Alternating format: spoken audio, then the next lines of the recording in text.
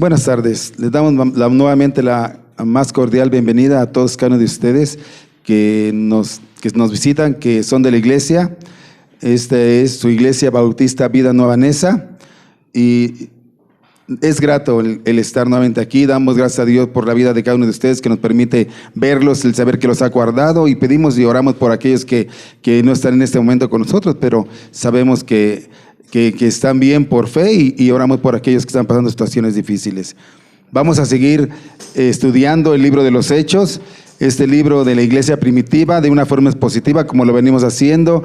Estamos viendo capítulo por capítulo, versículo por versículo, y es una manera en que podemos aprender, y es una manera en que podemos nosotros también poner en práctica lo que la iglesia primitiva hacía, que fue una iglesia muy, muy bendecida y creció enormemente, y lo que queremos es aprender de ella, que nosotros podamos poner en práctica lo que ella enseñó a través del apóstol Pablo, a través del apóstol Pedro y otros más que estuvieron ahí. Lucas, el médico Lucas nos escribe este libro de los Hechos, y vamos a estar dándole continuidad al libro de los Hechos para que podamos nosotros tomar lo que es necesario que tomemos, y espero que salgamos edificados, salgamos nosotros alimentados, salgamos fortalecidos, porque esa es una fortaleza para el espíritu. La palabra de Dios fortalece nuestro espíritu, así como los alimentos fortalecen nuestros cuerpos. La palabra fortalece siempre nuestro espíritu, y a veces podemos venir cansados, atribulados, afligidos, enfermos, pero el Señor es el que cuida de nosotros, y el Señor es el que permite todo. Y en esta tarde vamos a estar viendo el libro de los Hechos, capítulo 21, del versículo 1 al versículo 16. Y le he pedido a nuestro hermano Guillermo que sea el expositor en esta tarde, para que él nos pueda compartir la palabra, y le pido al hermano Guillermo que pase al frente para que él nos pueda compartir esta palabra. Vamos a estar escuchándolo. Dispongamos nuestros corazones, se lo pido. Guillermo, gracias. Adelante. Hermanos, buenas tardes. Qué gusto y qué placer estar aquí, pero también qué responsabilidad siempre es el compartir de la palabra, porque algo que le admiro mucho al pastor es que siempre nos ha invitado a que compartamos de la buena palabra, de un buen mensaje, y todo basado en nuestra poderosa palabra, que es la Biblia. En esta tarde me gustaría comenzar con una oración para poner todo esto en manos de Dios. Acompáñenme a orar, hermanos. Padre bendito, en esta tarde te doy gracias, Padre, porque reconozco que tú eres ese Dios al cual podemos acudir día con día, Padre. Pero también, Padre, sabemos que tú tienes un mensaje el cual nosotros debemos de guardar en nuestros corazones. Debemos de guardarlo en nuestra mente y ponerlo en práctica, Padre bendito. Sé que tú nos has dejado tu maravillosa palabra, en la cual tú nos expones muchas maravillas, Padre bendito. Permite que podamos experimentar todas esas maravillas en nuestras vidas, y que podamos salir de este culto, Padre, gozosos y reconfortados, Padre bendito. Todo lo pongo en tus manos, pidiéndote que tú calles mi boca y que seas tú el que hable a través de mí, Padre. Te doy gracias en nombre de Cristo Jesús. Amén. Y bueno, vamos a continuar con la serie de Hechos. Nos habíamos terminado el capítulo 20 y vamos a comenzar el capítulo 21. Entonces, me acompañan con sus Biblias. Vamos a comenzar de Hechos 21, del 1 hasta el 16, por favor. ¿Ya lo tienen, hermanitos? Amén, amén. Bueno, le voy a dar lectura. Ustedes me siguen con su mirada, por favor. Dice: después de separarnos de ellos, zarpamos y fuimos rumbo directo a Cos, al día siguiente a Rodas, y de ahí a Pátara. Y hallando un barco que pasaba a Fenecia, nos embarcamos y zarpamos. Al avistar Chipre, dejándola a mano izquierda, navegamos a Siria y arribamos a Tiro, porque el barco había de descargar ahí.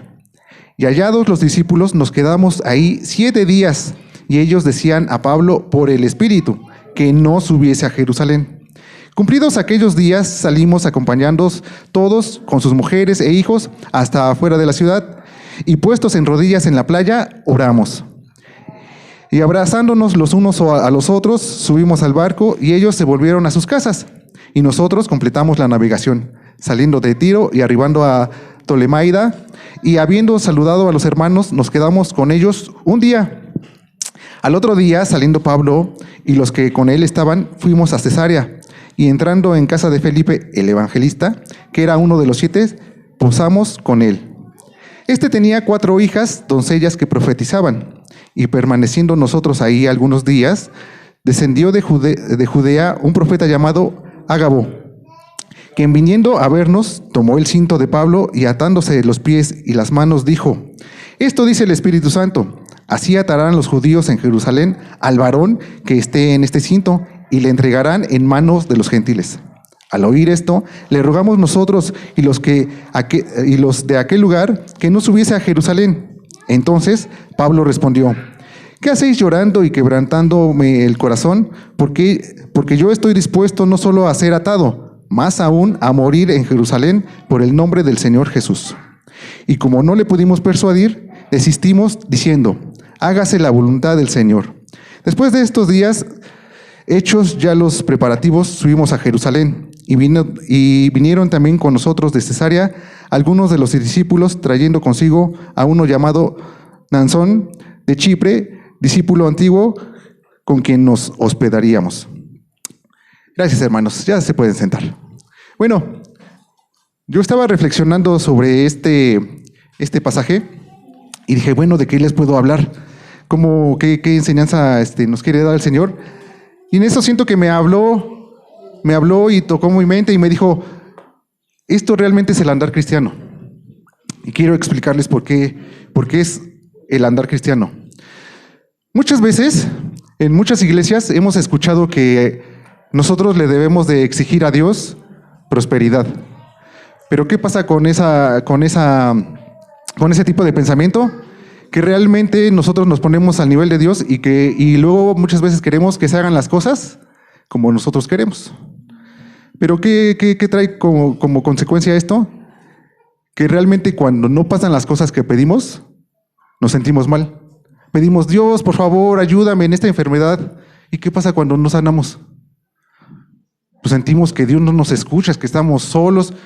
Pero poniendo esto en contexto a lo que le sucede a Pablo, él ya sabía lo que le iba a pasar en Jerusalén. Y aún así, él dijo: yo voy. El andar cristiano, y espero que me lo tomen a bien esto, hermanos, no siempre es felicidad. No todo es felicidad. En muchas iglesias sí te dicen: ven a Jesús y todos tus problemas se eliminarán. Pero esto es una gran falsedad, porque realmente el mismo Señor Jesucristo nos advirtió que en este mundo vamos a tener aflicción. Y esa es una promesa, y sus promesas se cumplen. Entonces, quisiera que reflexionáramos sobre esto, hermanitos. El que yo les comparta de Jesús, el que ustedes acepten de Jesús, realmente no va a quitar todos sus problemas de sus vidas. Pero va a haber una gran diferencia, que Jesús está con nosotros. Y al estar Jesús con nosotros, vamos a tener esa sensación, esa paz, esa tranquilidad que Él solo nos las puede dar. En una experiencia personal, les puedo compartir que mi papá enfermó una enfermedad llamada fibrosis pulmonar.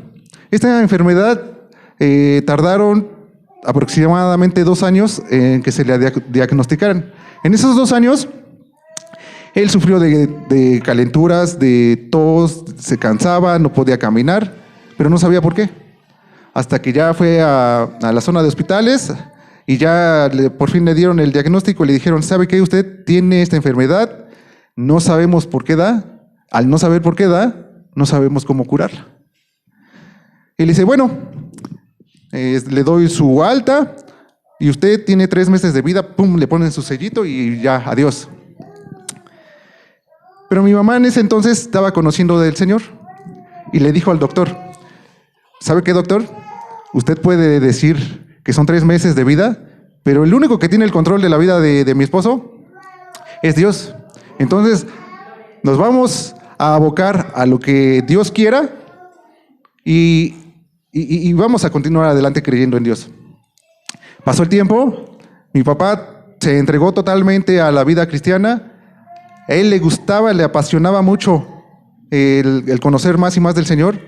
Él no podía caminar distancias largas porque se cansaba, no podía respirar. De hecho, su diagnóstico es: ustedes traten de respirar por un popotito de esos como de pluma, y ese es su respirar que tenía. Es como de un niño de 6 años o 5 años. Sus pulmones estaban chiquititos, no podía respirar, no podía hablar mucho tiempo, pero cuando él compartía, no, se transformaba, Dios le daba fuerzas y él podía estar horas y horas y horas, pero compartiendo del Señor. Y eso es algo maravilloso. Yo creo que los que lo conocieron pueden dar fe de que así era. Entonces, para muchas personas ¿cómo es posible que tú creas que Dios te va a sanar? Hay muchos incrédulos que dicen: no, pues es que ya no hay una cura para tu enfermedad. Pero mi papá siempre creyó, siempre creyó. Y les puedo compartir que Dios le permitió estar aquí de un diagnóstico de 3 meses que le dio el doctor, pero Dios estableció que él estuviera con nosotros aún 13 años más. Entonces, es una enfermedad que duran muy poquito, según el diagnóstico de algunos doctores. Dicen, lo máximo que pueden vivir estas personas son 5 años. Pero pues Dios, en su misericordia, le permitió conocer de él, que se transformara, y es lo que les digo. No fue un proceso fácil, porque de esa enfermedad estaba cansado, estaba agotado, no podía dormir, no podía respirar, pero aún así, él confiaba en Dios. Y esta es parte de lo que yo les quería compartir. El andar cristiano no es que Dios mágicamente les vaya a quitar toda adversidad, toda enfermedad, sino que Dios los va a acompañar en todo tiempo y en todo momento, porque Él así lo prometió, y los va a sostener. Entonces, esta es la mentalidad que aquí nos está mostrando Pablo. Pablo sabía que cuando llegara a Jerusalén le iba a ir mal, pero aún así, él dice, ¿saben qué? Yo necesito compartir del Evangelio. ¿Recuerdan qué tipo de persona era Pablo antes de conocer del Señor? Pues bueno, les voy a compartir y les voy a hacer una presentación de Pablo. Si me acompañan, a ver si buscan en sus Biblias, también si me acompañan aquí en la proyección. Primera de Timoteo.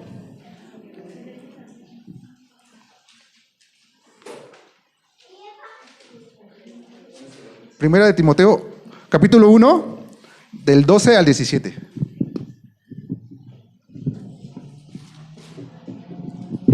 ¿Ya lo tienen, hermanos? No. Bueno, Primera de Timoteo, capítulo 1, del 12 al 17, por favor.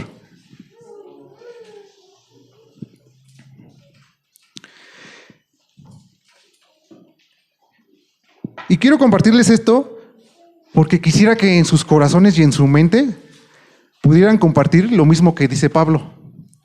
Pablo me admira porque es de los pocos que dice, imítenme a mí como yo imito a Cristo. ¿Cuántos de aquí podrían decir, sigue lo que yo hago? Pues es porque muchas veces sabemos que nos portamos mal, ¿verdad? O sea, muchas veces no podemos dar ese testimonio, pero Dios en su misericordia, cuando nos transforma, cuando habita en nosotros, ya somos capaces de hacerlo. Antes de conocer al Señor Jesucristo decía que nosotros no podíamos ni siquiera amar porque pues no conocíamos a Dios y Dios es amor. Pero ahora ya estamos capacitados para todo eso. Entonces, vamos a darle lectura y fíjense lo que dice. Dice el 12, doy gracias al que me fortaleció, a Cristo Jesús, Señor nuestro, porque me tuvo por fiel poniéndome en el ministerio. Habiendo yo sido antes blasfemo, perseguidor e injuriador, mas fui recibido a misericordia porque lo hice por ignorancia en incredulidad. Pero la gracia de nuestro Señor fue más abundante con la fe y el amor que es en Cristo Jesús. Palabra fiel y digna de ser recibida por todos, que Cristo Jesús vino al mundo para salvar a los pecadores, de los cuales yo soy el primero. Y fíjense cómo termina estos dos versículos. Por esto fui recibido a misericordia, para que Jesucristo mostrase en mí el primero de toda su clemencia, para ejemplo de los que habrían de creer en Él para vida eterna. Por tanto, Al Rey de los siglos, inmortal, invisible, al único y sabio Dios, sea honor y gloria por los siglos de los siglos. Amén. Pero bueno, ¿quién era Pablo? Pablo nació en Tarso de Cilicia, lo que hoy es Turquía. Más o menos, ¿sí ubican dónde está Turquía? Asia Menor. Turquía. Nosotros andamos por acá. Aquí está Turquía. Pero Pablo tuvo una formación académica muy sólida. Sabía de teología, filosofía, jurisprudencias. Era políglota, o sea, sabía griego, latín, arameo, hebreo.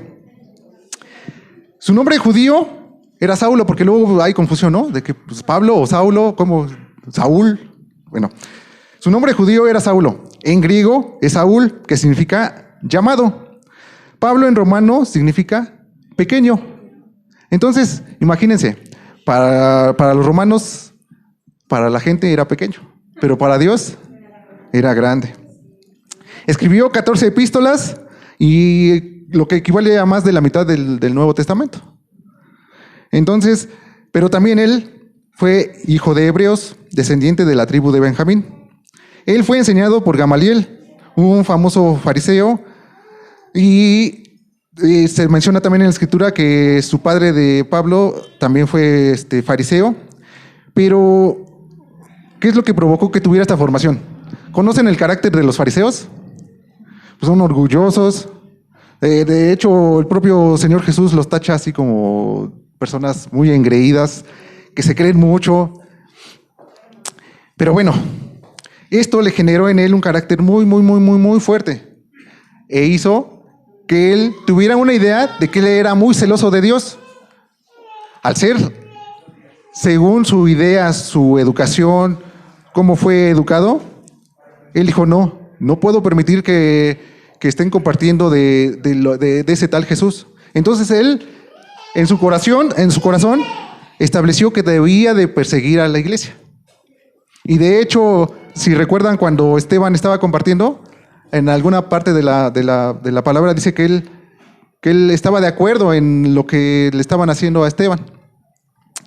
Entonces imagínense ese tipo de persona. Para él era una persona muy inteligente.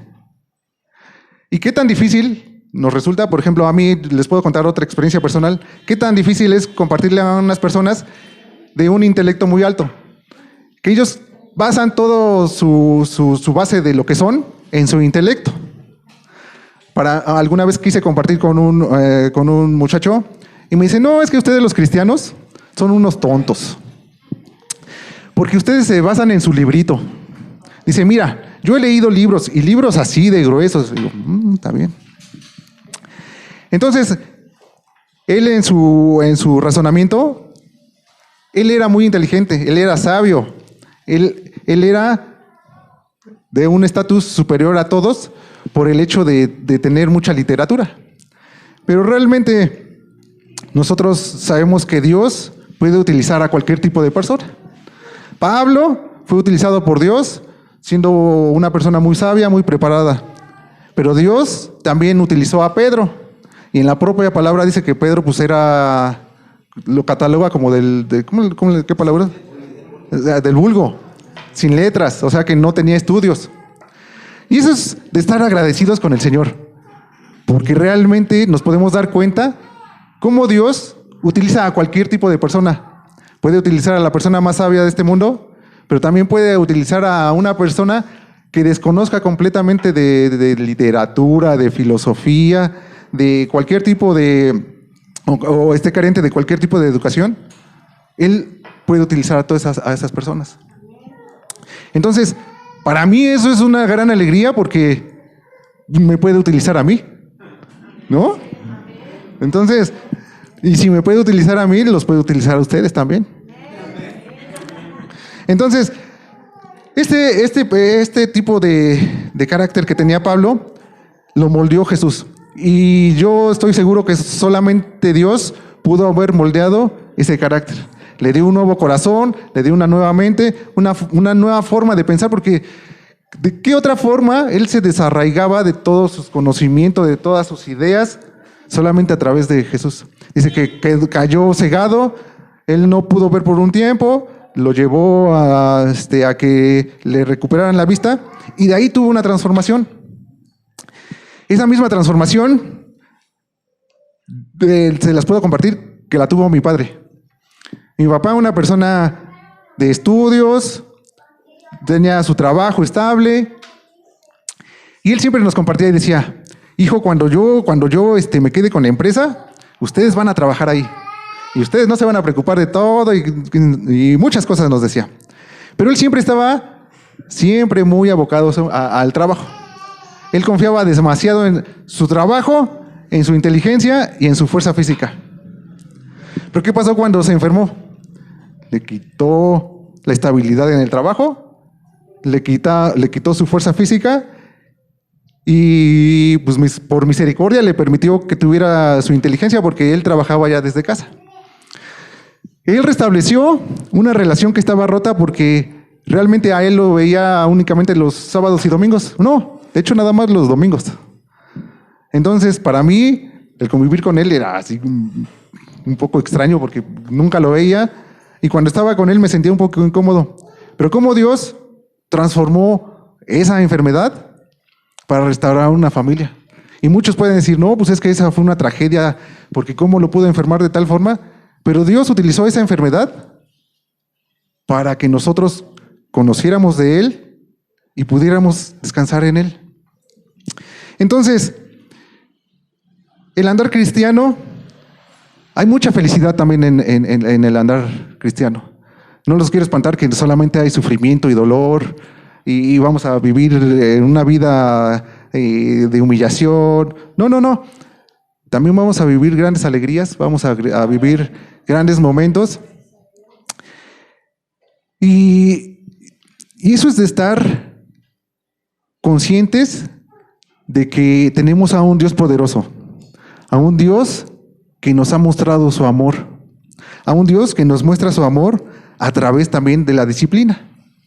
Muchos de aquí son papás y saben cómo han educado a sus hijos.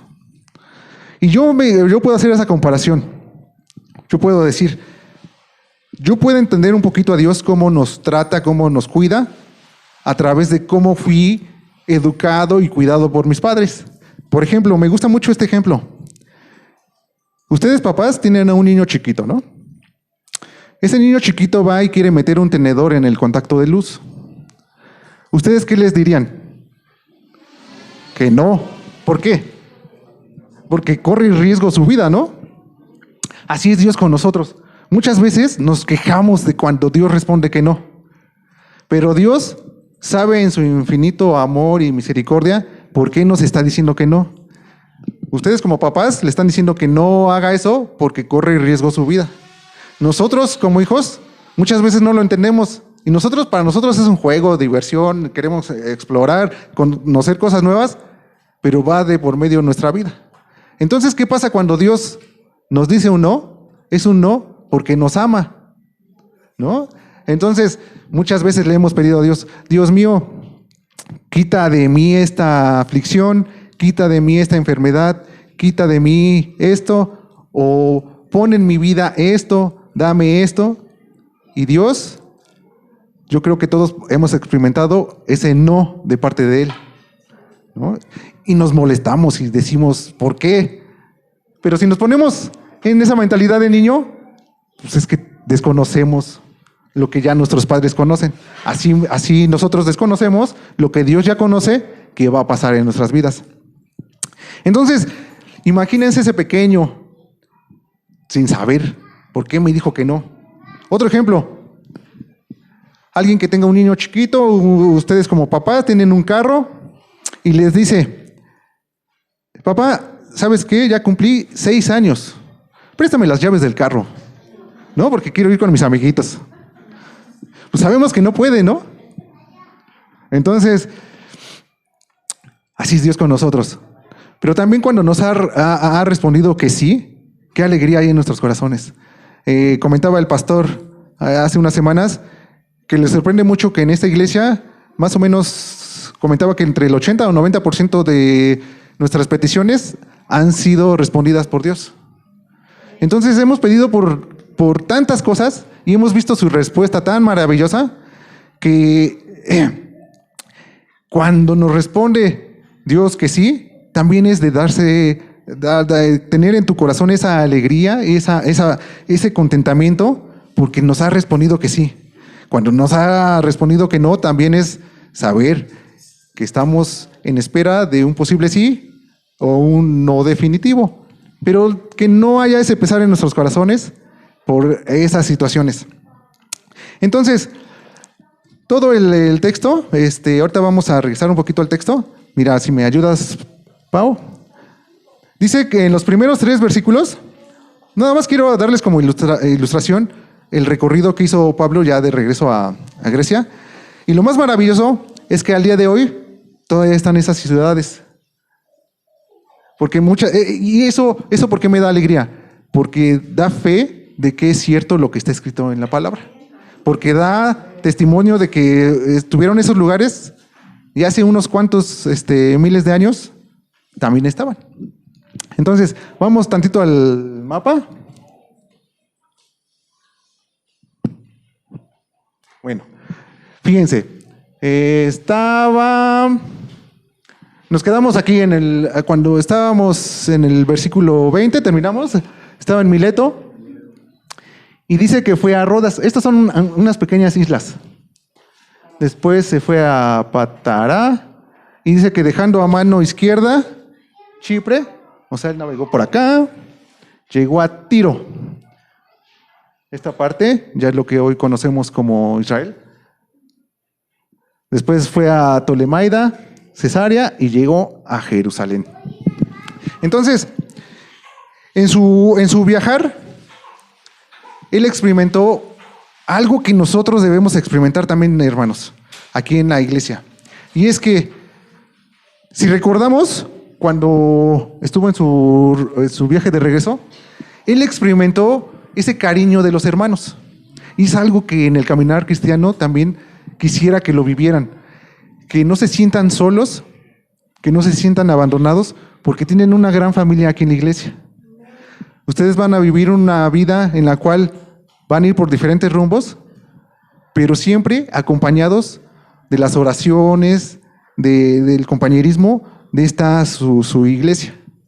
Realmente la iglesia no es el lugar, sino somos nosotros las personas. Entonces, cuando sientan aflicción, cuando sientan temor, recuerden que están los hermanos.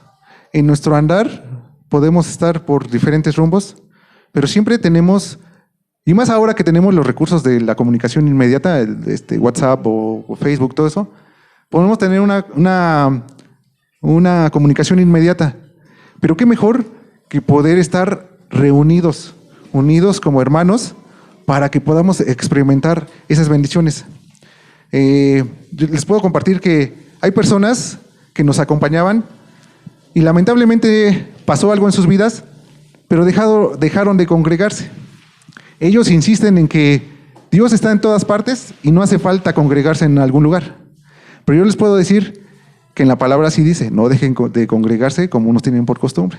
¿Y por qué es necesario congregarnos? Es necesario congregarnos porque de esa forma podemos sentir la calidez de nuestros hermanos. Podemos platicar cara a cara con nuestros hermanos. Podemos recibir consejo de nuestros hermanos.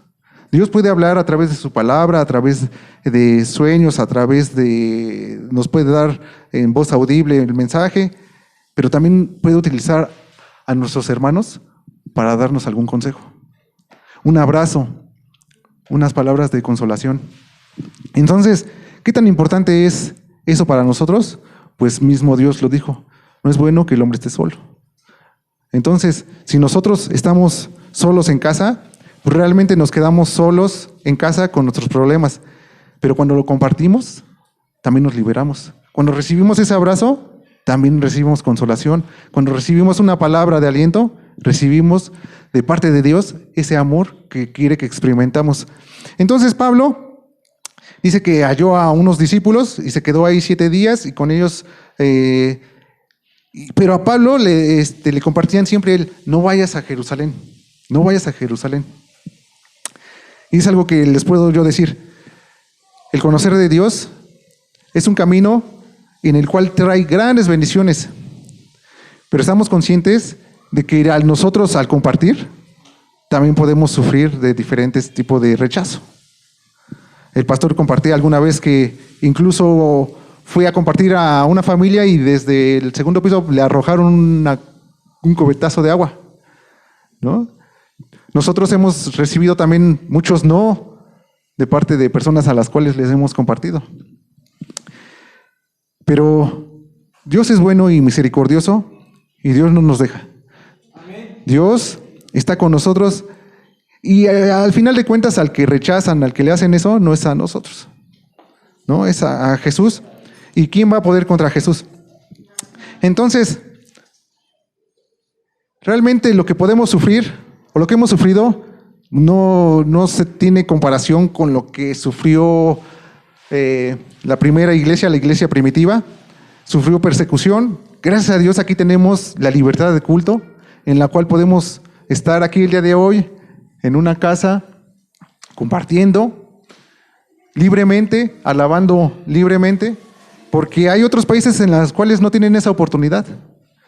Tienen restricciones muy fuertes en las cuales incluso va de por medio de su vida. Podemos compartir que en Vida Nueva Coyoacán hace unos años estaba un misionero que fue a China y nos compartía de la gran bendición que fue ir allá, pero se dio cuenta también de la gran verdad que es ir a esos países donde están muy, muy restringidos, donde no pueden alabar abiertamente. A lo mejor aquí molestamos un poquito a los vecinos, pero no nos dice nada. Allá, si alaban a las personas, son perseguidos, encarcelados y muchas veces puede ir su vida de por medio. Entonces, a Pablo le decían, mira, por el Espíritu te estoy diciendo una verdad. En Jerusalén te espera algo muy fuerte. Pero ya vimos el carácter de Pablo. Pablo era una persona muy fuerte, en la cual, cuando fue tocado por Dios, tuvo una transformación total. Pero esa fortaleza la mantenía. Entonces, quisiera, hermanos, que pudiéramos nosotros desarrollar esa fortaleza ante cualquier circunstancia, porque nuestro gozo no depende de las circunstancias, depende de quién es el que nos sostiene, el que va por delante de nosotros. Y me da mucha ternura el versículo 5 y 6 dice: cumplido aquellos días salimos y acompañándonos todos, mujeres e hijos, hasta afuera de la ciudad, y puestos de rodillas en la playa, oramos. Y abrazándonos unos a otros, subimos al barco y ellos volvieron a sus casas. Entonces, en nuestro andar cristiano, vamos a tener esa bendición. Y también nosotros tenemos esa oportunidad que quisiera invitar a los hermanos para que los jueves nos pudieran acompañar en la oración.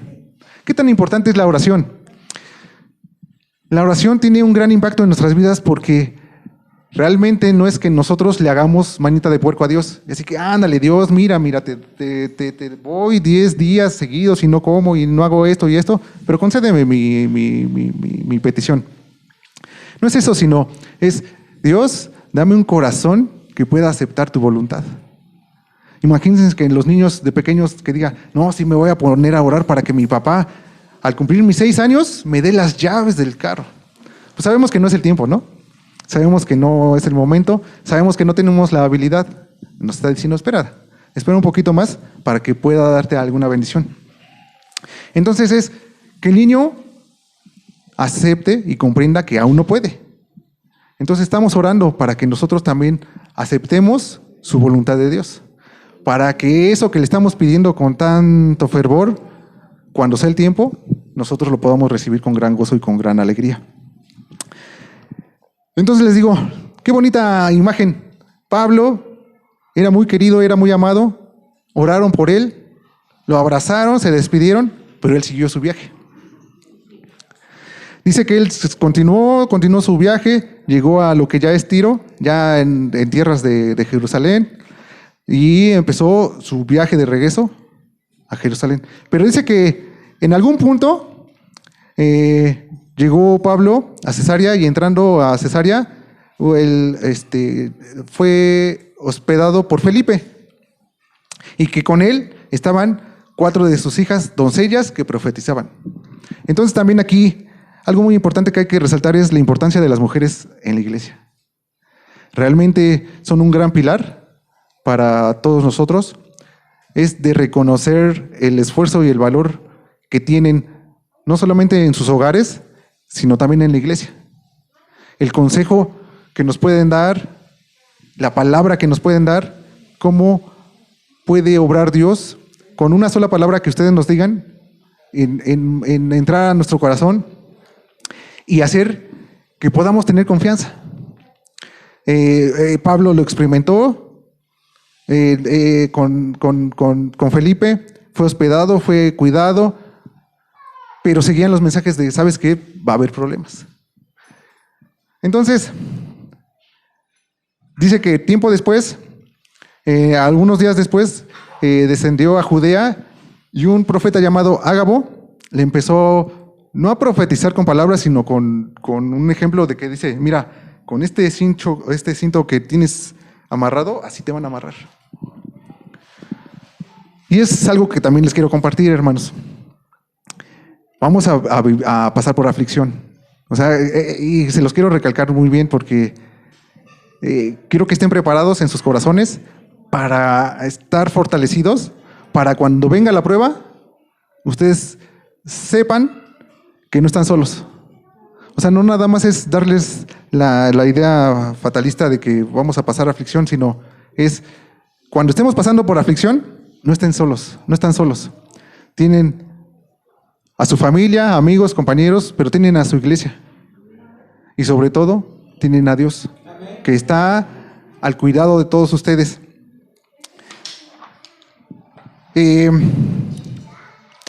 Pablo responde de una forma que me sorprende mucho, porque dice, Pablo entonces respondió, ¿qué están haciendo llorando y quebrantándome el corazón? Dice, sí, o sea, yo estoy consciente de qué es lo que va a pasar. Dice, pero no estoy dispuesto solo a ser atado, más aún a morir en Jerusalén por el nombre del Señor Jesús.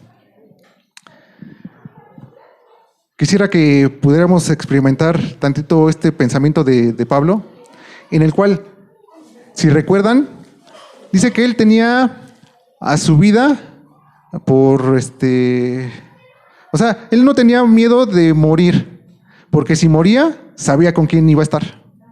Pero si permanecía, era porque tenía un propósito. Y tenía que cumplir ese propósito, y así quisiera, hermanos, que nosotros pudiéramos decir, en cualquier circunstancia, yo debo de cumplir el propósito que me ha establecido Dios en mi vida. Uno de esos propósitos es compartir de la palabra. Y quisiera animarlos a que sigan compartiendo, hermanos, a que sigan compartiendo, a que sean, tengan esa fuerza y esa valentía para compartir en todo tiempo y en todo momento. Es importante que la gente conozca de que hay esperanza. Y una forma muy fácil de darse cuenta de que hay tanta necesidad de Dios en toda nuestra sociedad, que si se dan cuenta, muchas personas de las que conocemos siempre están pensando en el futuro. Y siempre en esa incertidumbre están consultando cartas, que adivinos, que les lean la mano.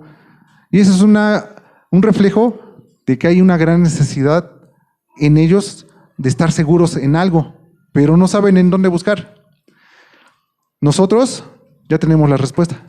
Sabemos que Dios nos va a ayudar en todo tiempo y en todo momento, que confiando en Él vamos a tener un futuro, pues vamos a tener un futuro en el cual vamos a estar seguros. Porque lo que nos brinda Dios al ser librados del pecado, pues realmente es una cosa maravillosa en la cual es difícil de explicar, es difícil de dar con palabras, pero es tan maravilloso experimentarlo en persona, el saber que ya fui perdonado.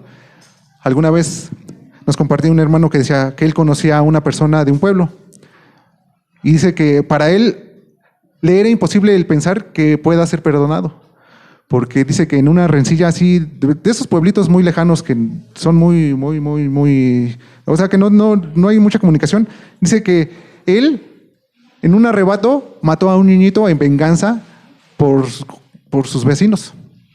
Entonces dice, ¿cómo Dios puede perdonarme a mí por haber cometido esa atrocidad? Y pues realmente sí. Porque si nos ponemos a pensar, Dios nos ha perdonado a nosotros. Y podemos decir, no, pues es que yo no he matado a nadie. Pero en la propia palabra ha establecido que pues pecado es pecado. Y pues muchos de nosotros hemos mentido y ya lo considera como pecado Dios.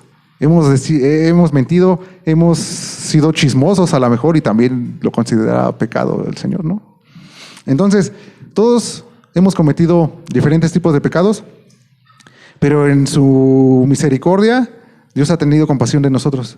Y así quisiera que exhortarlos a que sigan compartiendo de la palabra, a que en cualquier oportunidad que tengan o que tengamos, sigamos compartiendo de lo que ha hecho Dios en nuestras vidas, que ellos tengan la oportunidad de conocer ese Dios maravilloso para que no se sientan solos.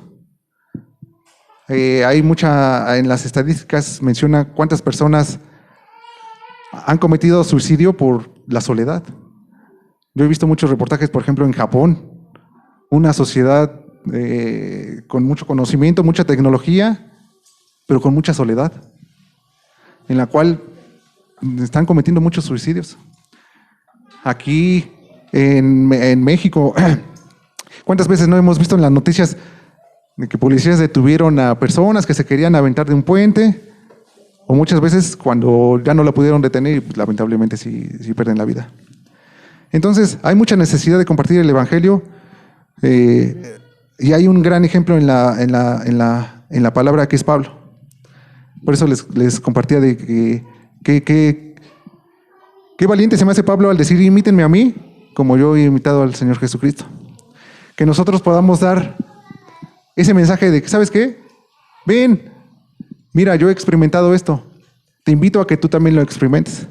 Hay un pasaje donde se nos hace tan difícil compartirles, pero un tip que me dio el pastor es, tú solamente diles que vengan y vean. Y Dios hará la obra.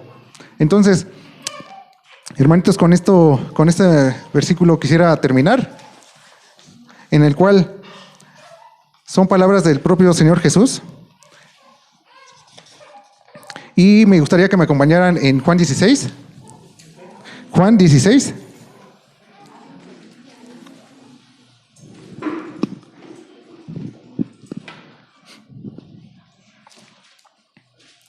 Vamos a leer Juan 16 del 1 en adelante y después nos vamos a saltar hasta el 33. En ese mismo Juan 16. Del 1 al 4. ¿Ya lo tienen, hermanitos? Y dice, Juan 16, quiero que pongan atención y con esto termino mi participación el día de hoy, que lo llevaran en sus corazones. Dice, Juan 16, estas cosas os he hablado para que no tengan tropiezo. Os expulsarán de las sinagogas y aún viene la hora cuando cualquiera que os mate pensará que rinde servicio a Dios. ¿Recuerdan el vivir de Pablo? Él decía que si mataba a la gente y la perseguía y la encarcelaba, era por amor a Dios. Dice, y harán esto porque no conocen al Padre ni a mí. Mas os he dicho estas cosas para que cuando llegue la hora os acordéis de que ya os lo había dicho. Entonces, les digo, Dios nos los advirtió y fue una promesa de Dios y su promesa se va a cumplir. Puede que pasemos aflicción. Bueno, no es que puede, es que vamos a pasar aflicción. Pero me gustaría que saltáramos hasta el 33. Y dice, estas cosas os he hablado para que en mí tengáis paz.